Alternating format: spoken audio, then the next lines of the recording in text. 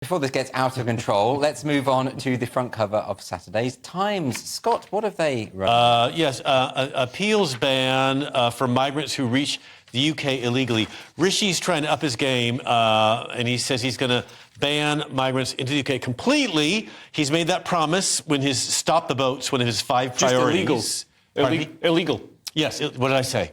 Migrants. No, he's saying that if illegal migrants land, then they're automatically barred. That's the goal, isn't it? Right. Yes. That's what I thought. That's what I'm sorry. So yes, yes. So he's trying to stop the boat. The more radical proposal. There are 2 options he's providing. The more radical of the 2 would be the unprecedented step of withdrawing the right of illegal arrivals to appeal against their automatic exclusion. The second proposal under consideration would only allow them to lodge an appeal after they've been deported. So what do you think about this, Scott? I mean, over 45,000 migrants came to Britain last year on small boats. Right. That's a massive increase on the year before. And wherever you stand on this issue, it's obviously not a vote winner unless the government can get some sort of semblance of control over this. Would you agree with that? I want the ones who are good joke tellers to stay out because they're taking work.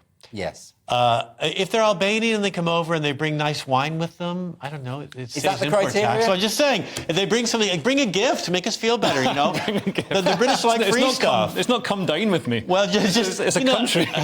Yeah, but you know, I just feel like, you know, Britain is has one of the smallest illegal migrant imports of any country in Europe for many reasons. One of which there's a channel, you need a wall. Not anymore. Well, it is. It's number 9 on the list. Isn't this difficult though? Because of course we're all sympathetic to people fleeing war, people who have to leave because of their lives are threatened. I think we would all agree. We've got a great tradition in this country of bringing those people in and giving them refuge. Well, Albania, there's no war going on in Albania. There are other things going on in Albania that restrict people from making any sort of a living. Also, no, they can get jobs. I mean, what we've got in this country, we've got a great... Let me finish the point. They're coming here for work, like a lot of people do. And again, we've had this conversation here before, where I hate the idea of a failing economy in the UK, where they're about to go into a recession very soon, and they're pointing the finger at 45,000 people and saying it's their fault, which is what we're not saying. Nobody's saying that. This policy is not a solution. It's not even a conversation on the subject. It's just finger pointing. No, right,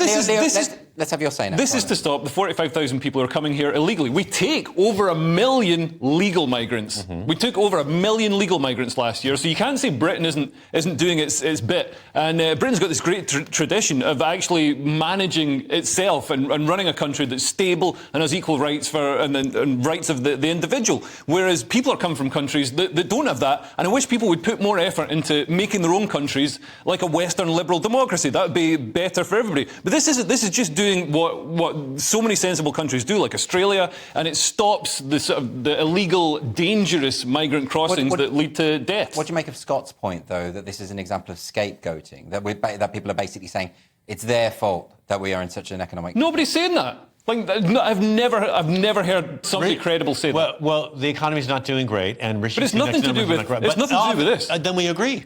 Yeah. Then why is this such a big deal? Why is she doing this? Why Well, it's not just about the economy. A country's more than an economy. It is, but what Rishi Sunak needs to focus on is the flailing economy in this country. No, but this is another. Maybe we can fix both issues. Really? Okay. Well, we're not going to solve this tonight between ourselves.